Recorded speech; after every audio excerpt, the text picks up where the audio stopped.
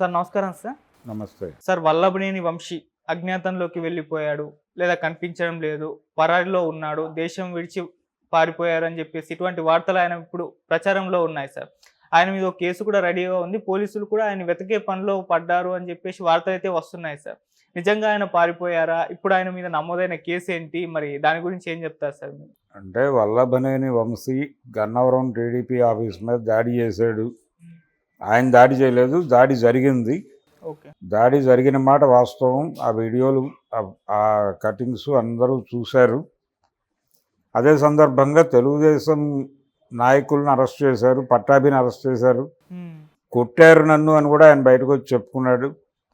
3rd degree ఉపయోగించారు నా మీద అని పట్టాభి ఆ రోజుల్లో మాట్లాడటం, ఆయన భార్య మాట్లాడటం, ఆయన ఇంటి నుంచి తరలించినటువంటి పద్ధతి మీద కూడా రకరకాల వీడియోలు ఉన్నాయి పట్టాభిని. అయితే ఇప్పుడు ఆ దాడి చేసిన వాళ్ళ మీద తిరిగి కేసులు, అంటే అప్పటి ప్రభుత్వం వీళ్ళది, ఇప్పుడు ప్రభుత్వం మారింది కాబట్టి ఆ కేసులో వల్లభనేని వంశీ కొంత గైడ్ చేశాడు వాళ్ళని అనేది ఆరోపణ. అది అప్పుడు కూడా మాట్లాడారు.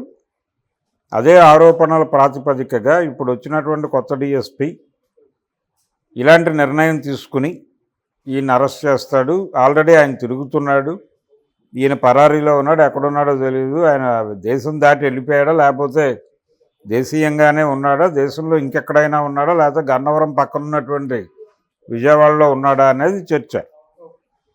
అయితే వల్లభనేని వంశీ ఒకడే కాదు, ఇప్పుడు అక్కడ మంగళగిరి దగ్గర ఉన్నటువంటి తెలుగుదేశం పార్టీ కేంద్ర కార్యాలయం మీద కూడా ఒక దాడి జరిగింది. ఆ దాడి జరిగినప్పుడు 21 అక్టోబర్లో జరిగింది ఆ దాడి. ఇవన్నీ అదే టైంలో జరిగిన దాడులే. కాబట్టి ఆ దాడి సందర్భంగా పోలీసుల్ని ఇన్వాల్వ్ అవ్వద్దు అని చెప్పి, వైసీపీ కార్యకర్తలు దాడి చేస్తాము అని చెబితే మీరు దాడి చెయ్యండి అని వాళ్ళకి చెప్పి, పోలీసులారా మీరు ఇన్వాల్వ్ అవ్వకండి, వీలైతే అక్కడి నుంచి తప్పుకోండి అని చెప్పి పోలీసుల్ని తప్పించి ఆ దాడికి సహకరించాడు అనే ఉద్దేశంతో సజ్జల రామకృష్ణారెడ్డి మీద కూడా ఒక కేసు ఫైల్ చేయడానికి ప్రయత్నాలు జరుగుతున్నాయి. ఆ రోజున కేంద్ర కార్యాలయం మీద దాడి చేసిన వాళ్ళలో, దాడి నిర్వహించిన వాళ్ళలో దేవినేని అవినాష్ ఉన్నాడనే మాట కూడా బయటకు వచ్చింది.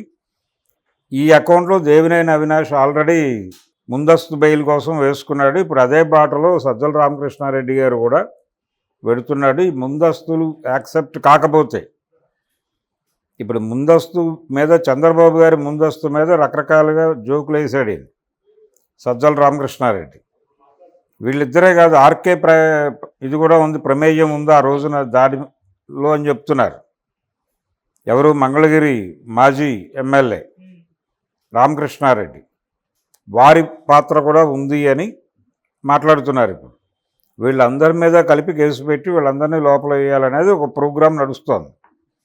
ఇలా కార్యాలయాల మీద దాడులు ఎక్కడెక్కడ జరిగినాయో, అది గన్నవరం కావచ్చు, కేంద్ర కార్యాలయం కావచ్చు, ఇప్పుడు వీళ్ళందరూ కూడా కోర్టుకు వెళ్ళి ముందస్తు బెయిళ్లు పెట్టుకునేటువంటి పనిలో ఉన్నారు. ఈ ముందస్తు బెయిళ్లు అడ్మిట్ అయితే బయట ఉండి కోర్టు వాయిదాలకు వెళ్తారు, లేకపోతే లోపల నుంచి వాయిదాలకు వెళ్తారు. లోపల నుంచి వాయిదాలకు వెళ్ళిన తర్వాత కొద్ది రోజులకు న్యాయస్థానానికి నమ్మకం కుదిరితే బెయిల్ ఇస్తారు, బయటకు వస్తారు.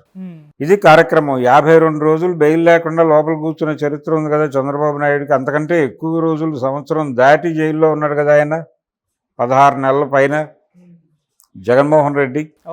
కాబట్టి ఈ వ్యవహారంలో ఇప్పుడు జరుగుతున్నటువంటి విజయవాడలో పోలీసులు రంగప్రవేశం చేసి పెడుతున్నటువంటి కొత్త కేసులకు సంబంధించి ఎవరెవరు అరెస్ట్ అవుతారు అనే దాని మీద రకరకాల స్పెక్యులేషన్స్ ఉన్నాయి.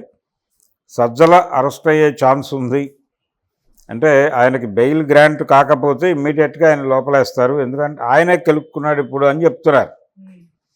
ఆయనతో పాటు ఆర్కేతో పాటు ఇప్పుడు ఇందాక మనం ప్రస్తావించినటువంటి వల్లభనేని వంశీ. ఈ కార్యాలయాల మీద దాడులు, కార్యకర్తల మీద జరిగినటువంటి దాడులు, కార్యకర్తల మొరేల్ దెబ్బతీయటానికి రకరకాల ప్రయత్నాలు చేసిన వాళ్ళు, వీళ్ళందరి మీద కలిపి కేసులు పెట్టే పనిలో టీడీపీ గవర్నమెంట్ ఉన్నట్టుగా అయితే అర్థమవుతోంది.